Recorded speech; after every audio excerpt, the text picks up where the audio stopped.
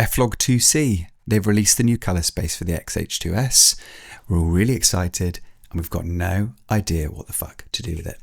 I've been doing some tests downstairs with my unendingly patient wife.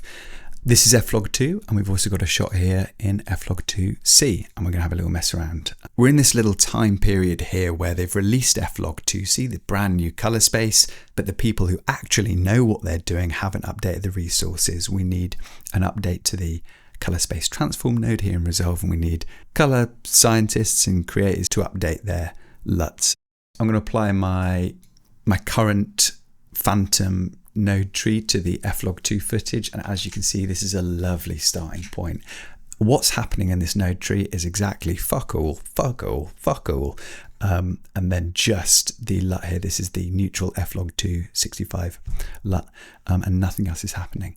Now, if we apply this to the F-Log2c footage, as I'm sure you've done, it doesn't look great. I've seen people on the wicked Facebook, X-H2s Facebook forums be like, hey, I'm just using the old LUTs on F-Log2c and it all looks great. Listen, I don't want to yuck anyone's yum. If you're liking this look, if it works for you or your project, fantastic. For me, it doesn't look quite accurate, right? First thing to try would be a node before the LUT that's just a color space transform. And there's a couple differing opinions here.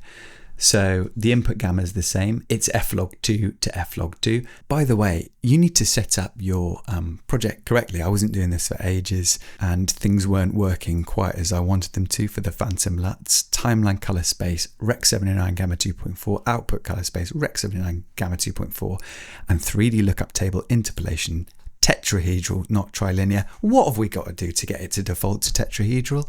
I don't want to be clicking through these fucking menus every time I open up the fucking software. But here we are. If I'm wrong about any of this, please leave a comment. I want to eat your comments for breakfast. Now, what do we do about the color spaces? So the color space of F-Log2 is your friend of mine, Rec 2020. Input color space, I saw a video from Evan Schneider this morning where he said he finds the most accurate is ARRI wide gamut 4. Now, it's better, right? We're in a better starting point now to start balancing and playing with our image. But if I overlay where we were at before, we can see that there's definitely some big differences. The skin color is not quite the same. Again, this isn't really a lit shot. This is just a little test with my new tripod that I'm definitely going to do a video on because I fucking love it.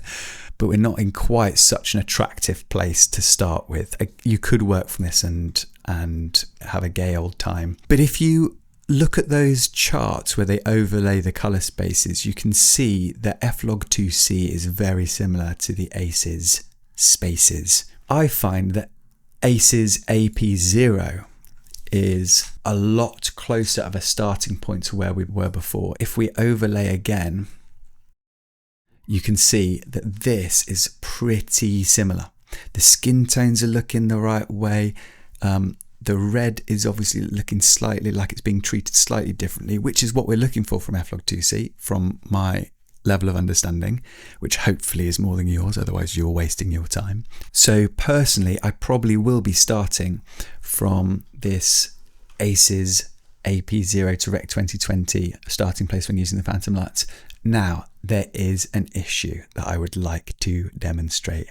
Let's take a little look at these blues and cyans.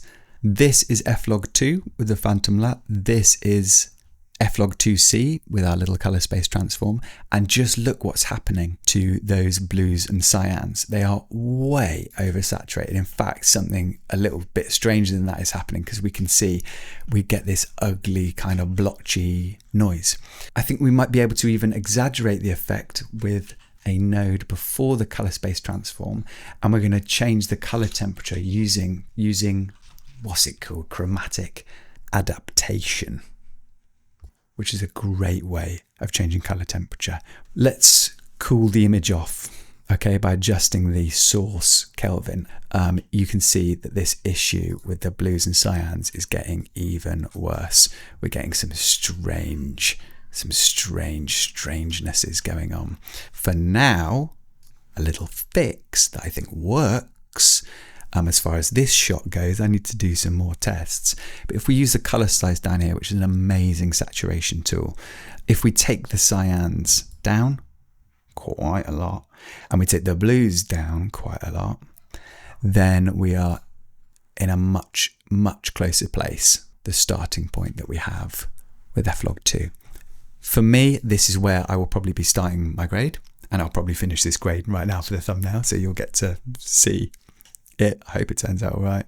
And hopefully this video gets woefully outdated very quickly, and I'll get to delete it, and we'll all have the correct tools. Look forward to showing you some more tests as I go.